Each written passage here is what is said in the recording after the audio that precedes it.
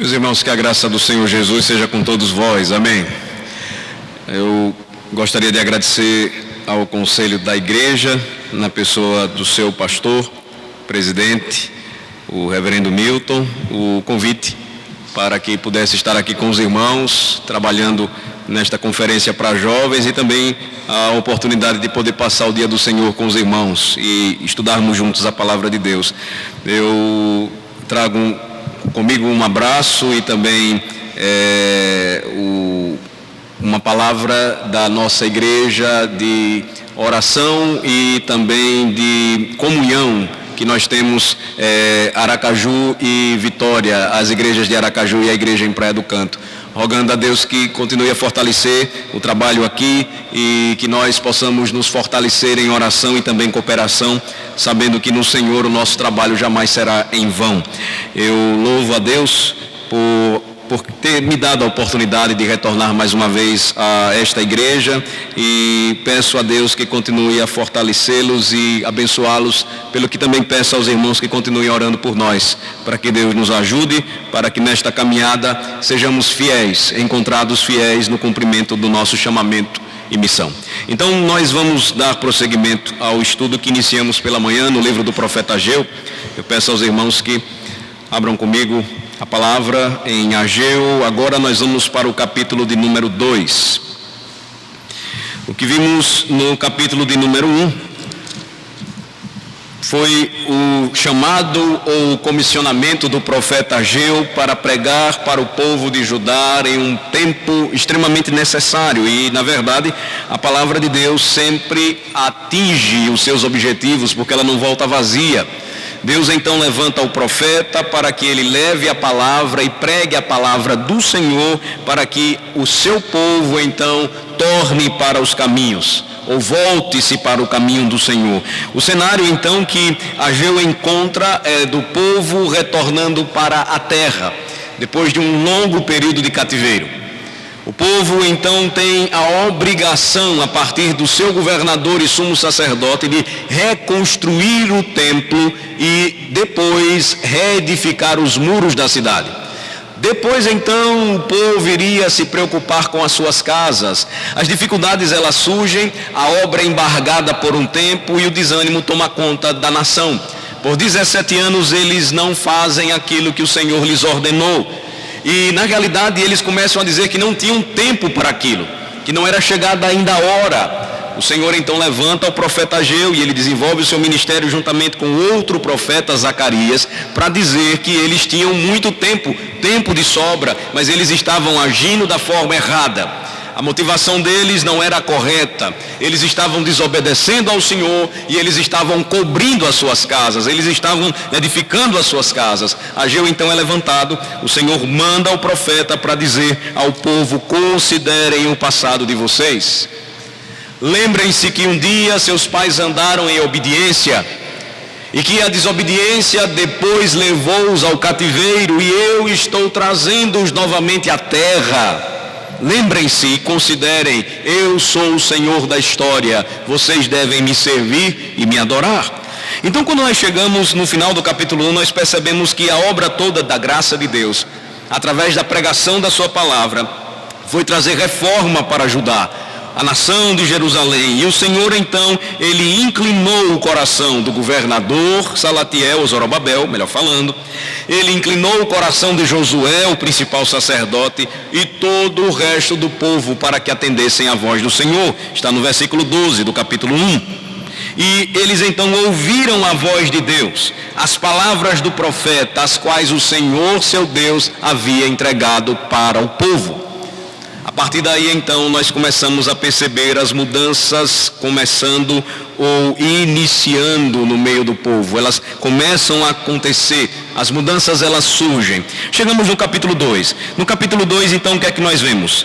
Nós vemos que após 3 semanas de trabalho, alguns escombros foram retirados, os fundamentos começaram a ser lançados, e lembrando-se do passado, os exilados de Judá, mais velhos, contagiaram os mais novos com sua tristeza. com o seu desânimo, com o seu desencorajamento. Eles estavam com tristeza porque um templo novo, menor e mais simples, não poderia alcançar a glória do antigo e glorioso templo de Salomão. Nós então observamos a leitura, eu peço a atenção dos irmãos, capítulo 2, os primeiros 3 versículos. No 2º ano do rei Dario, no 7º mês, ao 21º do mês, veio a palavra do Senhor por intermédio do profeta Ageu, dizendo: fala agora a Zorobabel, filho de Salatiel, governador de Judá, e a Josué, filho de Josadaque, o sumo sacerdote, e ao resto do povo, dizendo: quem dentre vós que tenha sobrevivido contemplou esta casa na sua primeira glória? E como a vedes agora, não é ela como nada aos vossos olhos? O cenário então é este aqui, introdutoriamente. Eles compararam a sua duração e as suas realizações e se desesperaram com o desafio de seguir em frente. E Deus não evitou tratar a realidade com eles. O que eles viram foi verdade. O que eles contemplaram foi agora um novo templo sendo edificado, mas que não alcançou visivelmente a glória do templo antigo, erigido pelo grande rei Salomão. A palavra do Senhor vem, ela vem por intermédio do profeta, e eles são lembrados com tudo aquilo que o mal que eles haviam praticado trouxe sim consequências terríveis e danosas. As ruínas do glorioso templo, agora desolado, fazia com que os antigos lamentassem, tivessem saudade da primeira casa de Deus. Mas como eles poderiam ser curados deste desânimo? Essa é a grande questão aqui. Como eles conseguiriam vencer o medo e a falta de fé diante de um desafio grandioso, reconstruir um novo templo para o Senhor?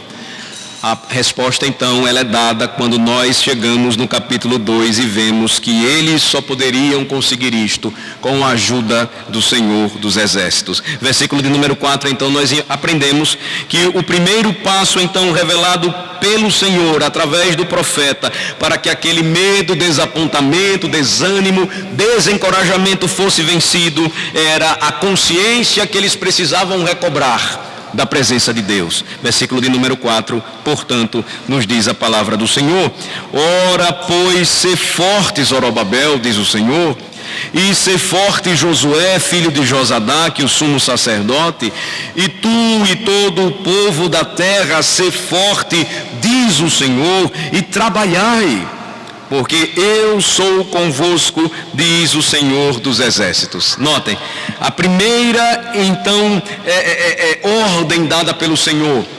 O primeiro passo que eles precisavam dar para vencer aquele desânimo que começou com os jovens e agora estava contagiando o coração dos mais jovens lembrem-se da presença do Senhor, seu Deus, sejam fortes, trabalhem, porque eu sou convosco. Quem disse isso? O Senhor dos Exércitos. Observemos, irmãos, aqui pelo menos 2 verdades iniciais. A primeira delas, observemos como Deus tomou as medidas necessárias. Por isso que a palavra de Deus precisa ser pregada a tempo e fora de tempo. Note como ele vem e ele intervém. Perceba como Deus escolheu agir trabalhando em suas vidas e por meio da palavra curando o desânimo de seus corações. O grande problema, irmãos, ainda hoje é semelhante. Às vezes, diante dos desafios da fé cristã, dos desafios da nossa caminhada, dos desafios do empreendimento de fazer o nome de Cristo conhecido, somos tomados pelo desânimo, olhamos para nós mesmos, para a nossa estrutura, por vezes durante a nossa caminhada, onde caímos, e nós buscamos soluções para resolver estes problemas da alma, que não são aqueles dados por Deus. Aqueles que Ele nos oferece, aqueles que mostram a sua intervenção graciosa. Nós devemos observar que Deus sempre tomará as medidas necessárias, agindo em nosso favor e trabalhando em nossas vidas para curar e restaurar o nosso ser, a nossa vida com Ele. Tirar de nós o desânimo e o desencorajamento, mas sempre através da sua palavra. Nada mais do que isso. Segundo lugar, vejamos como Deus revela sua determinação em estar ao lado de seu povo. Ele torna isso evidente por meio de suas promessas. Olhem novamente para o versículo 4. Sê forte, diz o profeta, e trabalhai, porque eu sou convosco, diz o Senhor dos Exércitos. A aplicação então para nós aqui, introdutoriamente, é esta: devemos acreditar no que Deus nos diz. A sua palavra é suficiente, a sua palavra é lâmpada para o nosso pé, ela é luz para o nosso caminho. Deus sempre tem uma palavra para o seu povo, esta é a verdade. Deus sempre tem uma palavra certa que atende à necessidade do seu povo, individual e coletivamente, esta é a verdade. Através da sua palavra, o Senhor trata o nosso coração, nos exortando ao arrependimento, consolando a nossa alma e animando a nossa fé. Esta é a mesma linguagem utilizada no Novo Testamento, para nos mostrar a harmonia da Escritura, de que o mesmo Deus sempre providencia aquilo que o seu povo necessita, a sua palavra, que é única, perfeita e suficiente para atender às necessidades da nossa alma. Observem que a obra salvadora do nosso Senhor Jesus Cristo é descrita na carta de Paulo aos Efésios como o grande diferencial para a nossa vida. Verifiquem, marquem Ageu capítulo 2 e observemos Efésios capítulo 4 por um instante. Efésios capítulo de número 4, a partir do versículo de número 17. A Escritura nos diz: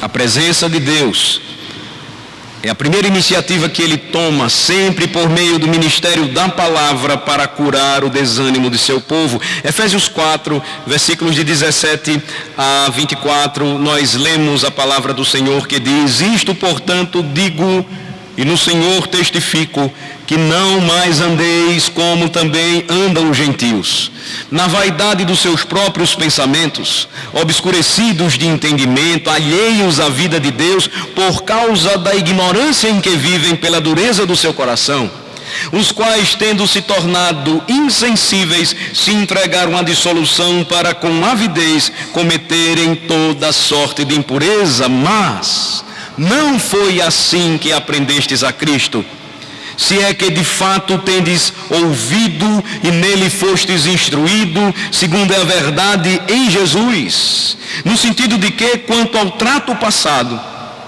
vos despojeis do velho homem que se corrompe segundo as concupiscências do engano, e vos renoveis no espírito do vosso entendimento, e vos revistais do novo homem, criado segundo Deus, em justiça e retidão, procedentes da verdade. A presença de Deus tratando o coração do seu povo, sempre, sempre e sempre. Cristo realizando a sua obra de salvação das nossas almas e tratando o nosso coração e fazendo-nos nos despojar daquilo que é passado e velho e que diz respeito à nossa vida alheia de Deus, para que agora busquemos o auxílio que vem do nosso Senhor. Voltemos para Ageu e, seguindo então a nossa observação do capítulo 2, nós percebemos que a promessa de Deus, descrita também no versículo 4, é uma iniciativa importante, a segunda delas, para o Senhor curar o desânimo do seu povo ali nos dias de Ageu. Ora, pois, sê forte, Zorobabel, diz o Senhor, e ser forte, Josué, filho de Josadaque, o sumo sacerdote, e tu e todo o povo da terra, ser forte, diz o Senhor, e trabalhai, porque eu sou convosco, diz o Senhor dos Exércitos. É uma verdade fundamental, porque é a base para uma obediência alegre de nossa parte para com Deus. As promessas de Deus estabelecem o que é necessário para a nossa obediência. Quando nós simplesmente dependemos de nosso livre-arbítrio, escravo da nossa própria vontade pecaminosa, o que a Bíblia chama de a força do nosso próprio braço, não resta mais nada a fazer, nós não conseguimos confiar e entregar diariamente a nossa vida, planos, projetos, empreendimentos nas mãos do Senhor. Nós só vamos confiar em nossa própria capacidade, em o nosso próprio poder e não naquele que vem do Senhor. Quando agimos dessa maneira, irmãos, a reação é semelhante àquela que tomou conta do coração dos velhos de Judá. Nós nos desesperamos, nós queremos desistir do caminho, nos tornamos rigidamente legalistas, nos esquecemos da lei de Deus e passamos a obedecê-lo quando fazemos, sem nenhuma alegria. O caminho para a obediência alegre, portanto, é ouvir a palavra de Deus, a sua exortação, o seu chamado ao trabalho e ao serviço. Nós estamos unidos e juntos na obra do Senhor. E quem está presente? Quem está à frente? O nosso Deus. Que promessas nós temos? Que garantias nos são oferecidas? As garantias baseadas na palavra de Deus. Versículo de número 5. A habitação do Espírito de Deus, ela é apresentada pelo Senhor por intermédio do profeta como a terceira ação do nosso Deus para curar o desânimo do povo. Diz então o versículo de número 5: segundo a palavra da aliança que fiz convosco, quando saístes do Egito, o meu Espírito habita no meio de vós, não temais. Vejam como o profeta Ageu encoraja Zorobabel, Josué, o sumo sacerdote e todo o povo. Observem para o versículo 5, o versículo 4 inicia dizendo: ser forte, ser forte, ser forte, e trabalhem, segundo a palavra da aliança que fiz com vocês. O meu Espírito habita no meio de vocês, não tenham medo. A habitação do Espírito de Deus é uma verdade revelada e gloriosa para tratar o nosso coração quando somos tomados por temores. Nesse contexto aqui, o temor de homens envolvido inicialmente, agora é substituído pelo temor do fracasso, de que aquele empreendimento não daria certo. O Senhor então mostra que eles poderiam ter plena certeza do que Deus estava dizendo. Como eles poderiam ter certeza disso? Em primeiro lugar, Deus sempre seria fiel à palavra da sua aliança. O retorno para Jerusalém após 70 anos de cativeiro se concretizou porque o Senhor da aliança cumpriu fielmente o que anunciou nos tempos antigos, por intermédio dos seus profetas.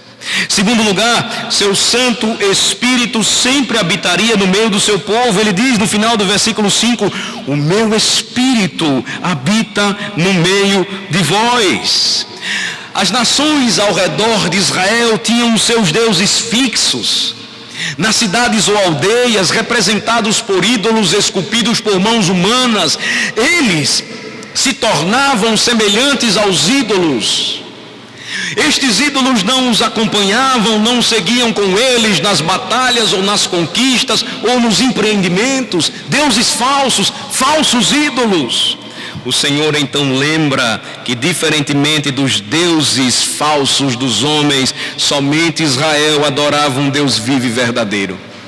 Ele era pessoal. Ele habitava no meio deles, sempre os acompanhava em todos os lugares. Ele não os abandonou nem mesmo em Babilônia. A pergunta então feita pelo profeta, em outras palavras, é esta: poderia o Senhor abandoná-los agora? Não temam. O Espírito de Deus habita no meio de vós. Nós temos, irmãos, uma garantia gloriosa nos evangelhos, quando somos ensinados de que Cristo enviaria um outro Consolador. Nós temos uma promessa gloriosa na Escritura de que Ele faria habitar o seu Espírito em nós. Só o Deus vivo e verdadeiro nos garante tal promessa, e ela pode ser vivenciada por aqueles que creem em seu santo nome. Aprendemos, portanto, irmãos, com esta consideração do versículo 5, que o caminho para curar o nosso desânimo é, primeiro, a presença de Deus. Eu sou convosco, diz o Senhor dos Exércitos. O segundo, a promessa de Deus, segundo a palavra da aliança que fiz convosco quando vocês saíram do Egito. Terceiro, o Espírito de Deus. O meu Espírito habita no meio de vós, não tenham medo. Agora vocês caminham comigo um pouco mais, e quando nós chegamos na palavra que diz e que fala a respeito do que começa a prosseguir e acontecer de acordo com a revelação, o que é que nós encontramos? Versículos 6, 7, ou versículos de 6 a 9, melhor dizendo.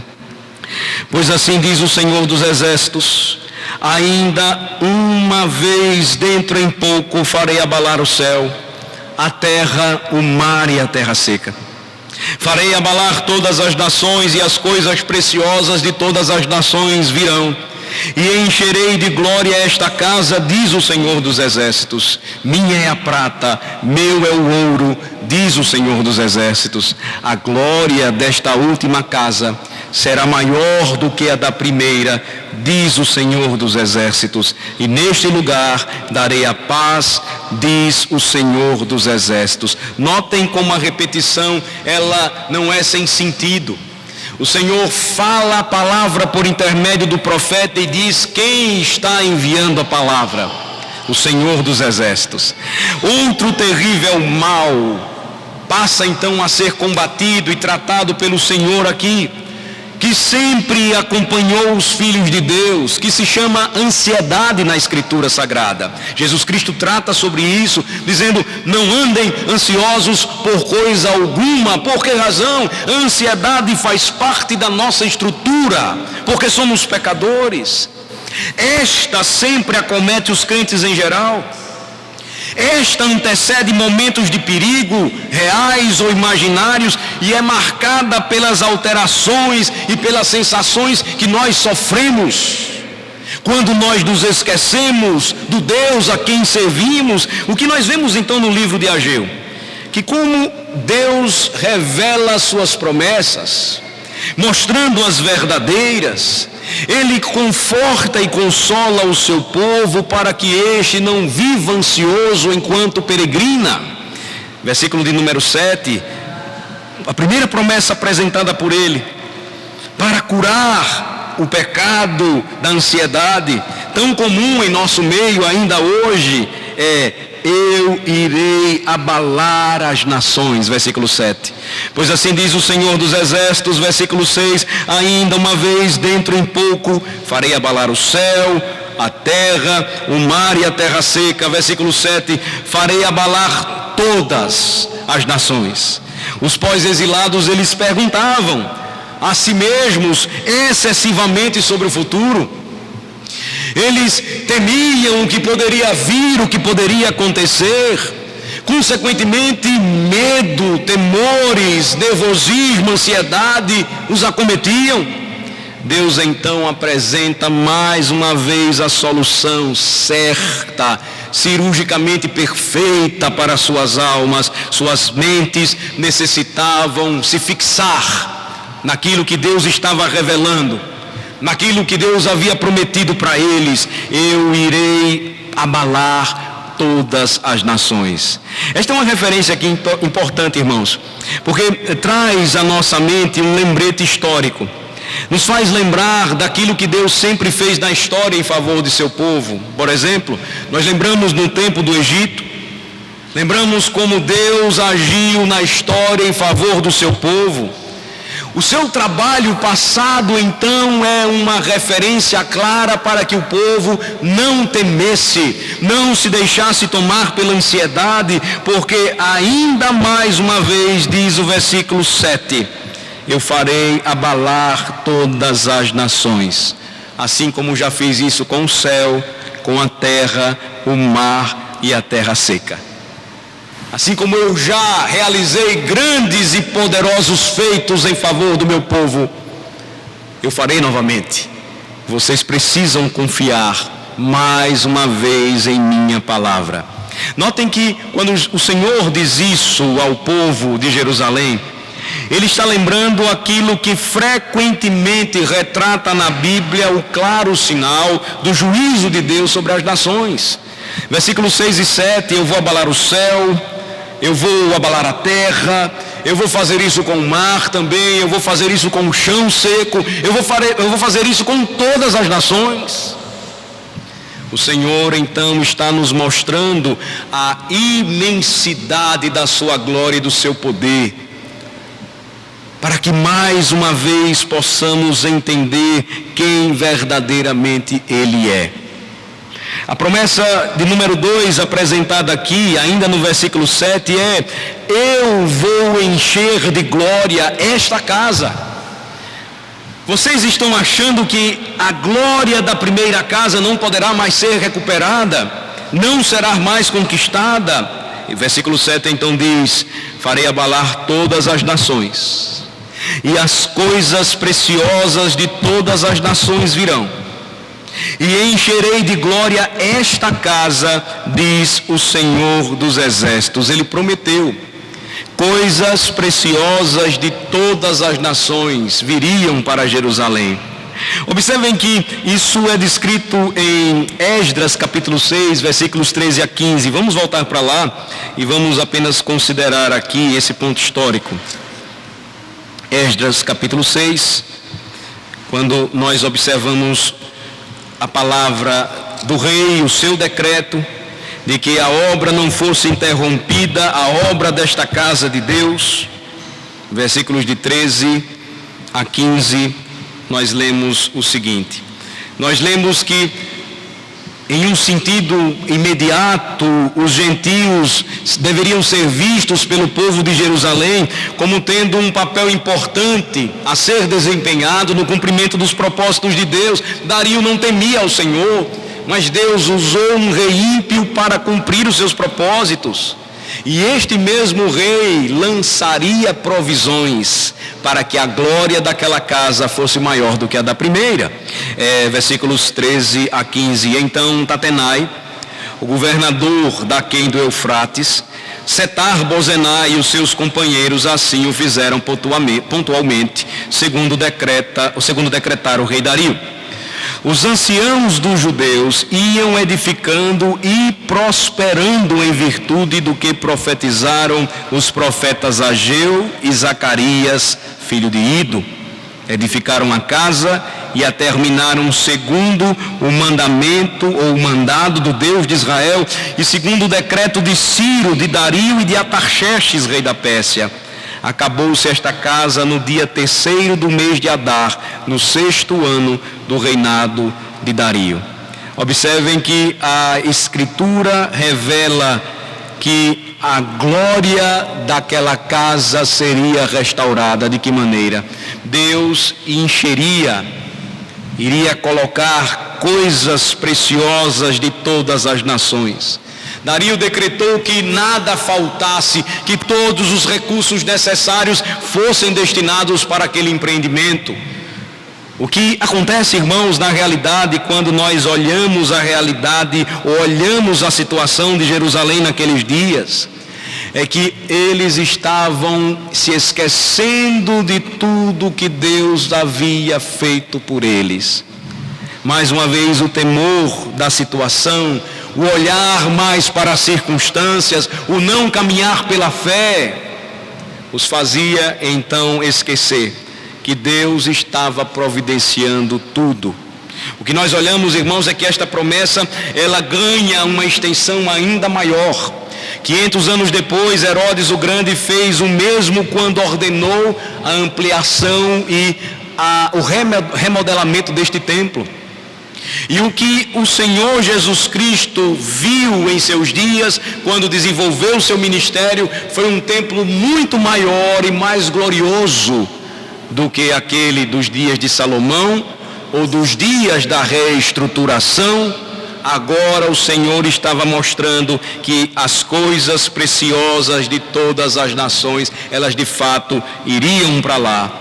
E o Senhor então iria aumentar a glória do verdadeiro templo, sinal, símbolo, figura do que seria para ele a sua própria igreja.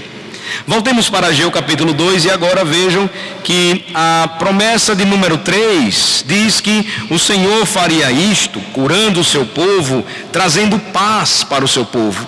Versículos 8 e 9. Minha é a prata Meu é o ouro, diz o Senhor dos Exércitos. A glória desta última casa será maior do que a da primeira, diz o Senhor dos Exércitos. E neste lugar darei a paz, diz o Senhor dos Exércitos. Notem para as expressões aqui utilizadas pelo Senhor nos versículos 8 e 9. A primeira delas, ele diz: minha é a prata, meu é o ouro. Em um sentido temporal, os judeus precisavam lembrar que todo o ouro e prata pertenciam ao Senhor. E, consequentemente, não seria nada demasiadamente difícil para ele. Deus iria prover tudo o que fosse necessário para que este empreendimento se cumprisse. Às vezes, irmãos, nós olhamos para a obra que Ele nos confiou a fazer e nós assim agimos, do mesmo modo. Nós, às vezes, estamos tão presos à situação vivida que nós achamos que o Senhor não fará grandes coisas em nosso meio. E aqui, então, nós somos lembrados de que aquele que começou a obra em nós há de completá-la. Ele mandou a gente fazer e cumprir o seu chamado, a sua missão. Nós não podemos nos excusar disso. O povo temia, o povo estava tomado de medo, o povo estava desanimado. A palavra vem então e diz: façam. E a base clara é: eu sou o dono de tudo. Segundo lugar, ele diz: a glória desta última casa será maior do que a primeira. Está aí nos versículos 8 e 9, esta afirmação está presente. Então, em uma visão a longo prazo, o que o Senhor estava revelando é que as suas promessas fariam com que o povo olhasse para o futuro agora sem nenhuma necessidade. Porque tudo aquilo estava preparando o povo para a expectativa futura de uma glória maior que seria contemplada num templo maior. Observem, abram comigo em Lucas capítulo 2. No Evangelho de Lucas, nós temos então aqui o progresso da revelação. E o que vemos aqui? Lucas capítulo 2, a partir do versículo de número 25.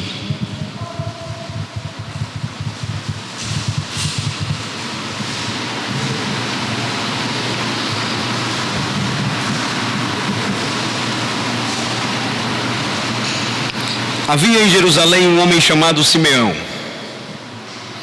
Homem este justo e piedoso que esperava a consolação de Israel. E o Espírito Santo estava sobre ele. Revelara-lhe o Espírito Santo que não passaria pela morte antes de ver o Cristo do Senhor. Movido pelo Espírito Santo, foi ao templo. E quando os pais trouxeram o menino Jesus para fazerem com ele o que a lei ordenava, Simeão o tomou nos braços e louvou a Deus, dizendo: agora, Senhor, pode despedir em paz o teu servo segundo a tua palavra.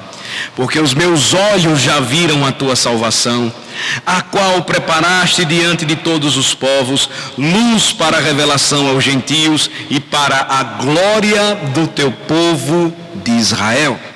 E estavam o pai e a mãe do menino admirados do que ele se dizia. Simeão os abençoou e disse a Maria, mãe do menino: eis que este menino está destinado tanto para a ruína, como para levantamento de muitos em Israel e para ser alvo de contradição. Também uma espada traspassará a sua própria alma, para que se manifestem os pensamentos de muitos corações. Em uma visão a longo prazo, as promessas de Deus apontavam para o povo algo maior que deveria ser contemplado futuramente sem nenhuma ansiedade, porque uma glória maior do que aqueles templos viria em Cristo, e esta era a glória tão esperada e almejada por Israel.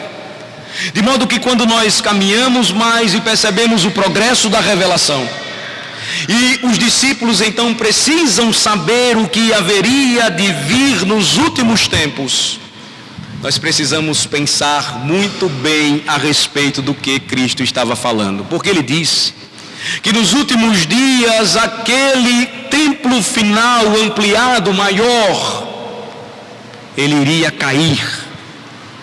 O fim dos tempos para o judeu não tinha nada a ver com o que nós estamos esperando hoje, mas em uma perspectiva mais próxima para eles era esta: Senhor, quando virá o dia em que Jerusalém cairá novamente? Fim dos tempos para o judeu era isso: caiu Jerusalém, acabou o mundo. O Senhor Jesus então diz: isto tudo vai acontecer para que se cumpra algo maior e para que a glória de Israel seja muito maior do que todas estas coisas. Ele viria, se tornaria alvo de contradição, tanto para a ruína como para o levantamento de muitos em Israel. Ele traria de fato o cumprimento perfeito do que tudo aquilo que o Senhor estava edificando preparava o coração de seu povo nos tempos antigos e passados. Neste lugar, diz o Senhor, por intermédio do profeta Ageu: eu vou dar paz a vocês. Em uma última análise lá, versículo 9 de Ageu capítulo 2, nos lembra que Deus daria um lugar de descanso para o seu povo através de Cristo. Foi justamente isto que Simeão encontrou no templo, e por isso ele diz agora: Senhor, me despede, porque a minha alma está consolada. Eu não tenho mais nenhuma ansiedade, os temores eu não mais sinto, porque de fato eu encontrei aquele que a palavra sempre diz: os meus olhos um dia veriam a tua salvação, a qual preparaste diante de todos os povos, luz para a revelação aos gentios e para a glória do teu povo Israel. Notem, a glória seria muito maior do que aquela que os israelitas dos dias de Ageu esperavam. A glória de um templo futuro apontava para algo superior. Em Cristo, o cumprimento perfeito da presença viva e real do Pai no Filho, a expressão exata do ser de Deus. A promessa então de que o Senhor daria paz para o seu povo, ela ia muito além de paredes, de pedras, de tijolos, de um templo físico. Quais as aplicações para nós então aqui, parando por um instante? A primeira delas: o povo de Deus não deve andar ansioso. Não pode de maneira alguma, pois o futuro pertence totalmente ao Senhor dos Exércitos. E Ele reorganizará todas as coisas e estabelecerá o seu reino sobre a terra. É a promessa que temos.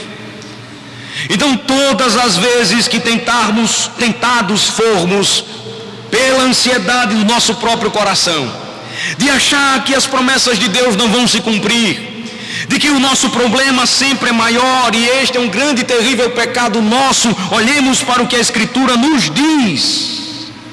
A Escritura aponta para um futuro que pertence totalmente ao Senhor e não a nós. Ele reorganizará todas as coisas, não nós. E Ele estabelecerá o seu reino sobre a terra. Esta é a sua promessa. Ela estava ganhando corpo ainda. Ela estava se desenvolvendo nos dias de Ageu. Mas percebam as proporções alcançadas quando Simeão disse: eu agora vi a salvação que vem do Senhor. Ele viu a Cristo. Segundo lugar, à luz das profecias bíblicas, irmãos, não podemos deixar de ver o tom claramente messiânico desta passagem. Certamente é uma ênfase sobre as nações que vêm a Cristo. Calvino, citando esta passagem ou comentando, ele diz: as nações virão e trarão com elas tudo o que é preciso a fim de consagrá-lo ao serviço de Deus. É a ideia de que o Senhor prepararia tudo atraindo as nações para o Senhor Jesus Cristo. Assim como o templo revelava a sua glória no passado e deveria atrair as nações para o servir, ou para que o servissem, tudo deve convergir na glória do nosso Redentor, o Salvador Jesus Cristo. Terceiro lugar, assim como nos dias de Ageu, nós somos chamados a fazer a obra do Senhor, confiados em sua provisão.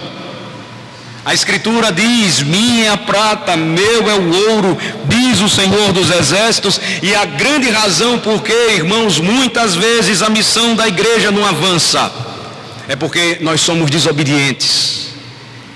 porque nós deixamos de trazer aquilo que pertence à casa do Senhor, a nossa vida, o nosso tempo, os nossos bens, a nossa alma. Em segundo lugar, porque nós somos incrédulos, não temos fé, e então ficamos tão preocupados com a nossa vida e as circunstâncias da nossa vida, que não investimos na expansão do reino por falta de confiança na providência de Deus. A Bíblia diz que nós devemos fazer isto, provando o Senhor dos Exércitos e esperando dele que as bênçãos sejam derramadas dos céus. O sentido é, então, vejam, eu não contribuo com a causa de Cristo esperando algo em troca, não. Eu contribuo em obediência para ver o reino ser expandido, a missão da igreja sendo cumprida, Deus ganhando os corações através da poderosa pregação do seu evangelho. A fé vem pelo ouvir a palavra de Cristo. Quarto lugar, o Senhor prometeu que daria paz.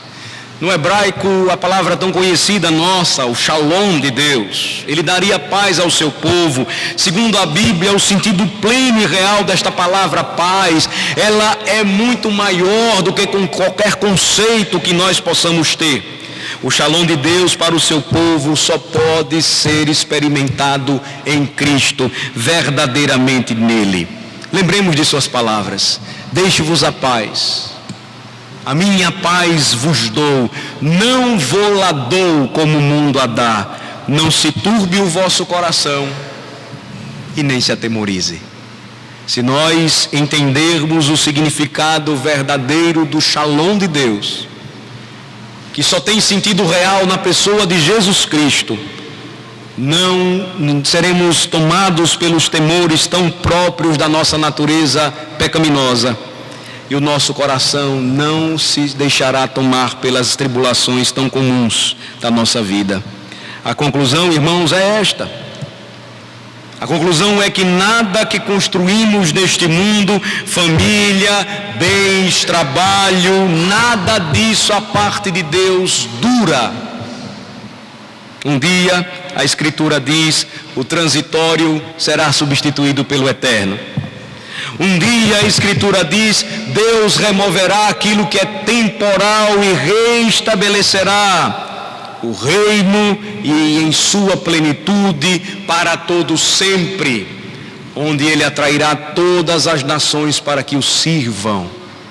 É com base nesta promessa, meus queridos e amados irmãos, que nós devemos caminhar. Nós não podemos ser guiados por vista. Versículos de 10 a 19, então, que temos, caminhando para o final do capítulo 2, o Senhor continua a falar para o seu povo.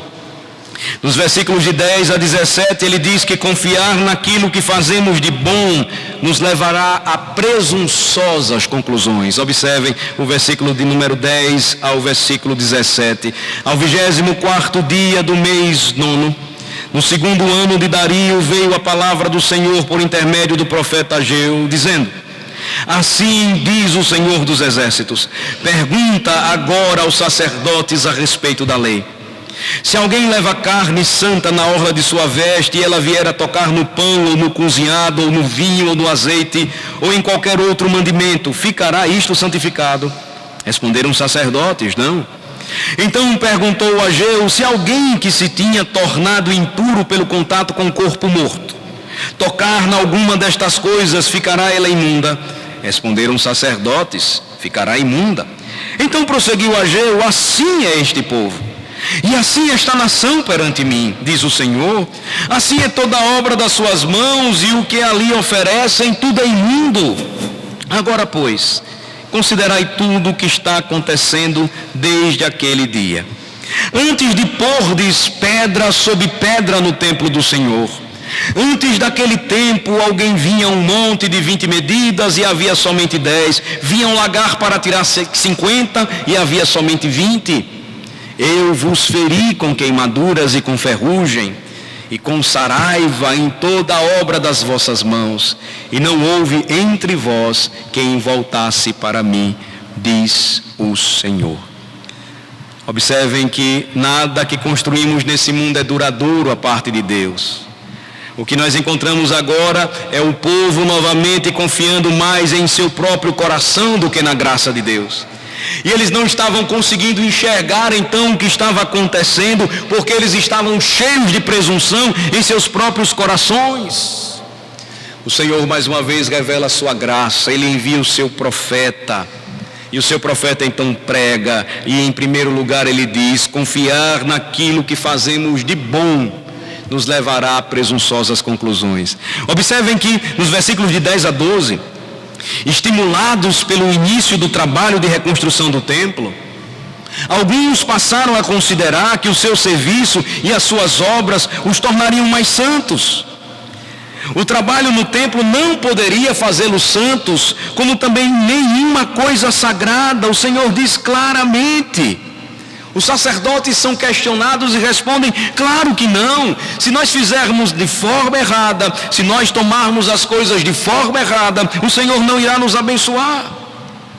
Você caminha um pouco comigo e nos versículos 13 a 14, embora eles já soubessem disso e até pudessem entender estas coisas, a falta de santidade de vida estava contagiando e se espalhando por todos aqueles que tocavam nela.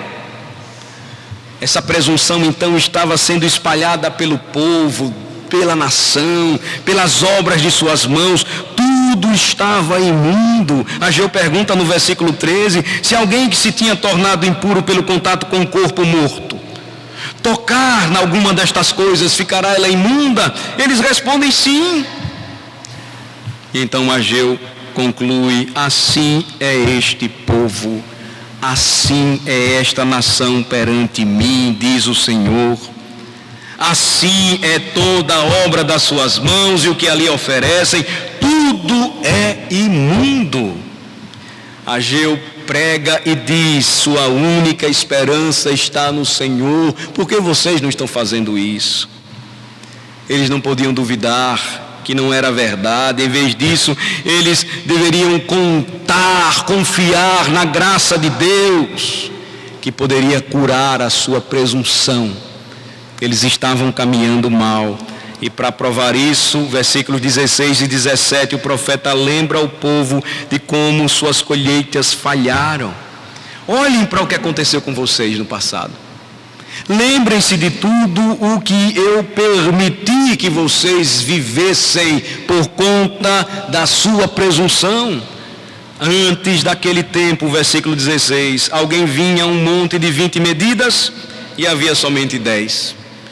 Vinha ao lagar para tirar 50 e havia somente 20. Eu vos feri com queimaduras e com ferrugem e com saraiva em toda a obra das vossas mãos. E não houve entre vós quem voltasse para mim, diz o Senhor. A grande tirada aqui, irmãos, da passagem é a grande loucura que por vezes toma conta do coração dos crentes, de acreditar que nós podemos ser a fonte da própria santidade nossa e dos outros. Ageu então diz que o seu povo estava pensando assim, porque começaram bem, eles achavam que agora eles mesmos se tornariam amuletos de boa sorte para si mesmos, e eles fizeram o mesmo que no tempo os filhos de Eli fizeram com a Arca da Aliança. A questão não estava nisso. A questão estava mais uma vez em tornarem os seus corações para o Senhor e confiarem no Senhor dos Exércitos. Eles também acreditavam que o templo e o seu culto os tornariam mais santos. Mas Ageu então os lembra de sua presunção. Essa confiança, irmãos, no ritual, essa confiança que muitas vezes toma conta até mesmo de nós, nos dias da nova aliança, de que fazendo as coisas certas, nós podemos garantir que estamos caminhando bem. Sem um coração inclinado ao Senhor, nega o fato de que tudo aquilo que apontava para o Senhor Jesus Cristo, ele diz que chegaria a hora que nem em Jerusalém e nem em Samaria iriam adorar ao Senhor, porque os homens iriam adorá-lo verdadeiramente em espírito e em verdade. É que não pode haver adoração verdadeira se não houver uma adoração também transformada do coração, de pessoas convertidas, inclinadas verdadeiramente a Deus. Ele mostra então que é somente pela fé que qualquer coração pode ser purificado. Eles não estavam se voltando para o Senhor. A intervenção de Deus então ela vem e quebra a presunção do coração do povo e revela mais uma vez a sua miséria, o seu pecado, e aponta para o caminho novamente da graça. Versículo 15: considerem tudo o que está acontecendo desde aquele dia. Antes de vocês colocarem pedra sobre pedra no templo do Senhor, ele está dizendo em outras palavras, olhem que quando o Senhor intervém, primeiro ele levanta um profeta e lhe dá uma palavra certa para chamar a atenção do seu povo. Segundo lugar, eu vos feri, versículo 17, com queimaduras, ferrugem, saraiva em toda a obra das vossas mãos. O Senhor disciplina o seu povo, corrige, fere as obras de suas mãos, como um pai ama os seus filhos, enche as suas mãos de bolos, a fim de trazê-los de volta graciosamente para o aprisco. Contudo, nem sempre nos voltamos para Ele, esta é a verdade. Qual foi a reação dos crentes naqueles dias? A reação por vezes de muitos crentes em nossos dias. O versículo 17 conclui dizendo, e não houve entre vós quem voltasse para mim, diz o Senhor. Com a aplicação para nós então, irmãos, nesta parte final, o que isso nos diz sobre o coração do homem? Muita coisa. O que isso nos diz sobre nossa obstinada persistência no pecado, mesmo quando feridos pela aflição trazida pelo peso da mão de Deus? Muita coisa. Aqui está o ponto para a nossa aplicação. A justiça não pode vir do que uma pessoa faz para Deus, mas do que Deus faz no coração de uma pessoa. Heidelberg nos lembra disso, quando ele nos diz, mas, pergunta 65, por que as nossas boas obras não podem ser a nossa justiça diante de Deus? Ou pelo menos parte dessa justiça? Resposta, porque a justiça que pode substituir diante do juízo de Deus deve ser absolutamente perfeita e totalmente de acordo com a sua lei. Enquanto até mesmo as nossas melhores obras nesta vida são todas imperfeitas e contaminadas pelo pecado. Heidelberg continua, pergunta 63, se as nossas boas obras não merecem nada, por que Deus promete recompensá-las nesta vida e na futura? Resposta, não, ou essa recompensa não é por mérito, mas é um dom da graça de Deus. E conclui então Heidelberg com a pergunta 64, esse ensinamento não torna as pessoas descuidadas e ímpias? Resposta, não. É impossível que os que são enxertados em Cristo pela verdadeira fé não produzam fruto de gratidão.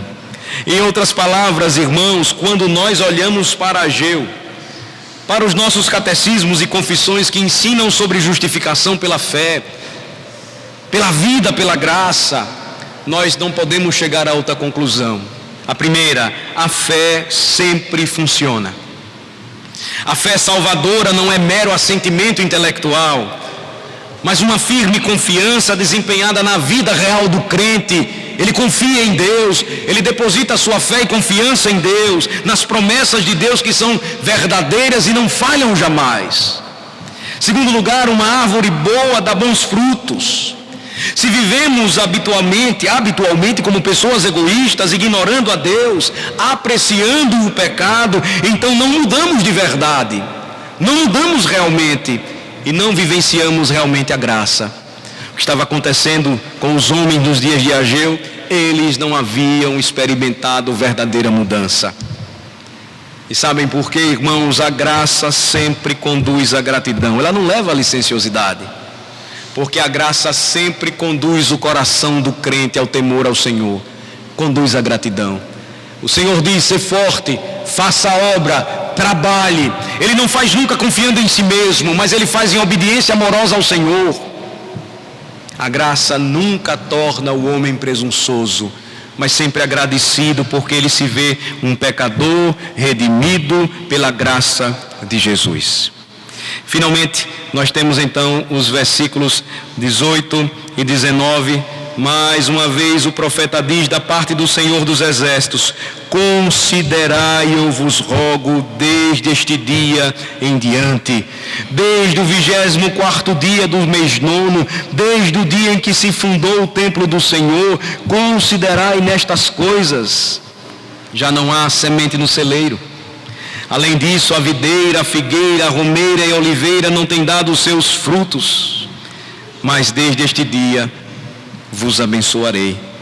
Mais uma vez o profeta diz da parte do Senhor dos Exércitos, aquela chamada profunda, clara, bíblica e lógica, a reflexão. Debaixo de sua mão paterna, Deus promete ao seu povo uma colheita abundante. Há anos eles não estavam vendo isso, mas agora pela graça de Deus eles iriam ver.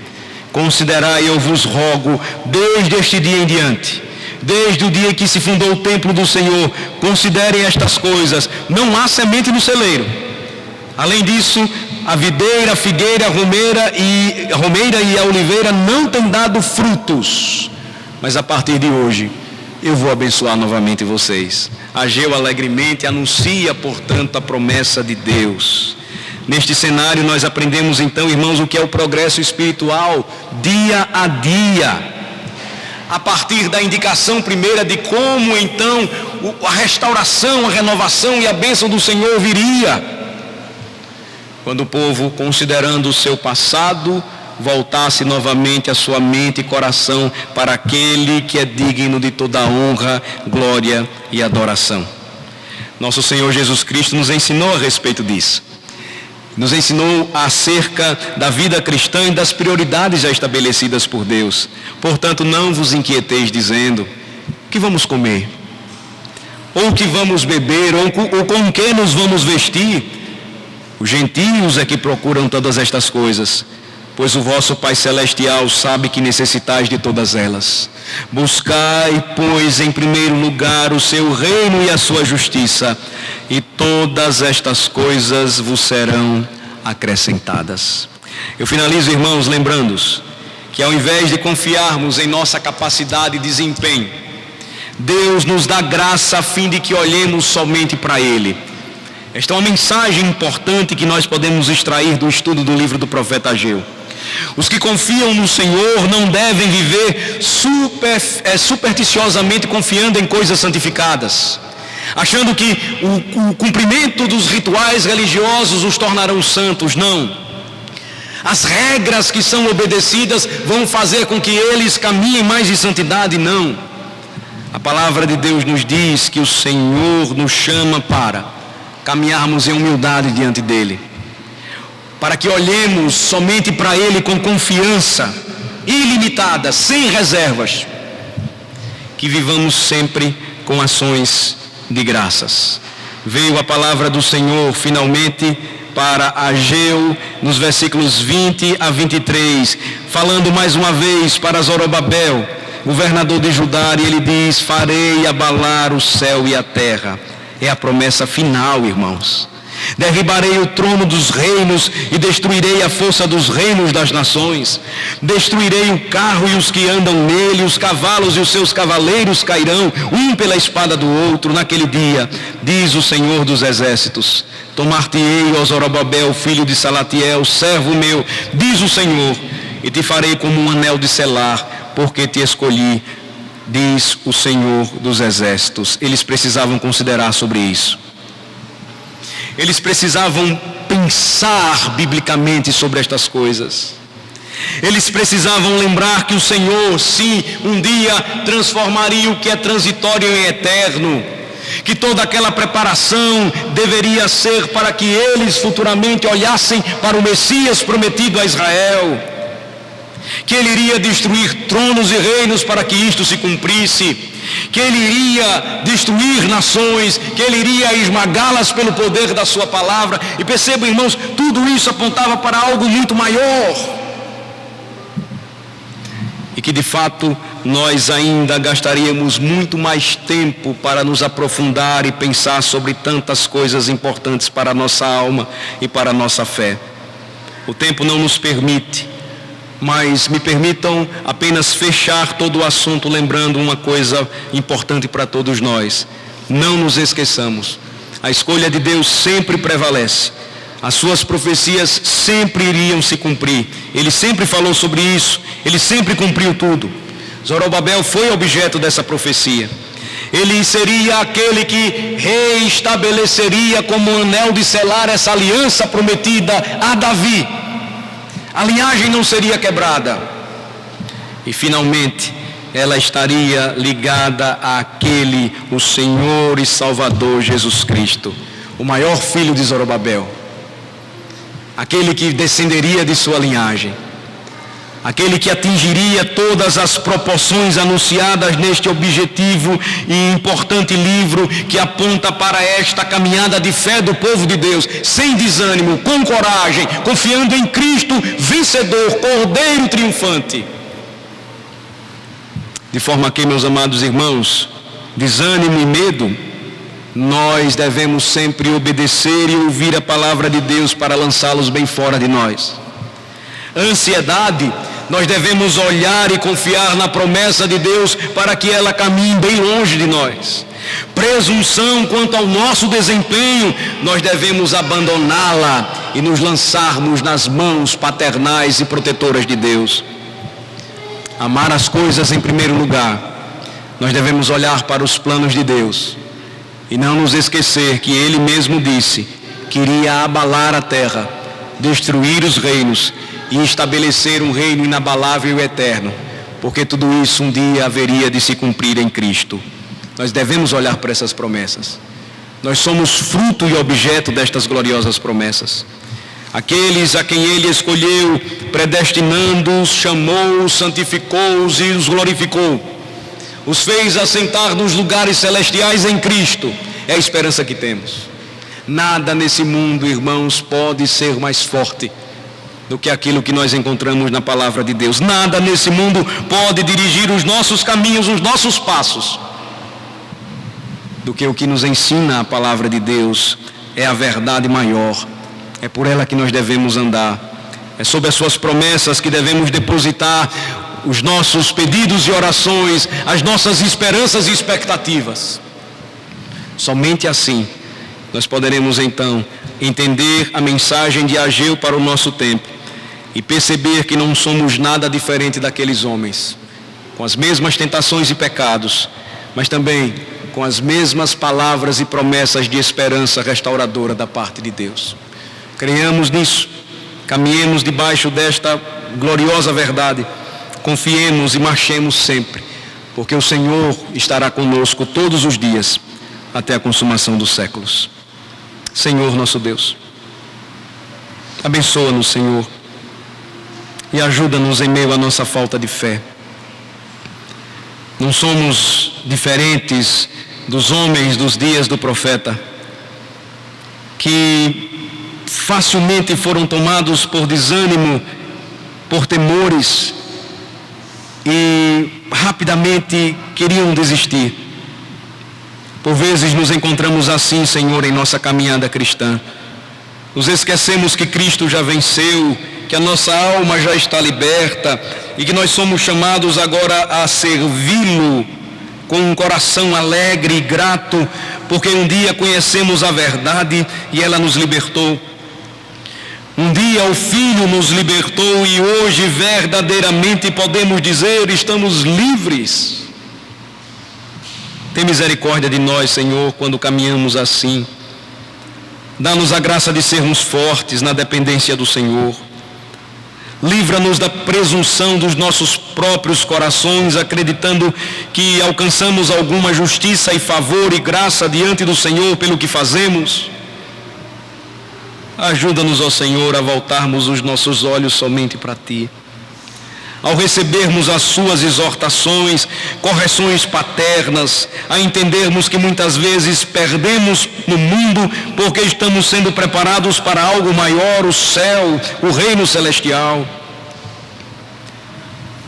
Dá-nos, ó Senhor Deus, a graça de olharmos para tudo que o Senhor fez, até mesmo tomando homens pecadores como nós, separando-os e santificando-os, para que o maior e mais perfeito de todos, o Senhor Jesus Cristo, o resplendor da sua glória, a imagem do Deus invisível, o Verbo que habitou entre nós, cheio de graça e de verdade, cumprisse perfeita e cabalmente todas estas profecias em favor, redenção e salvação da sua igreja.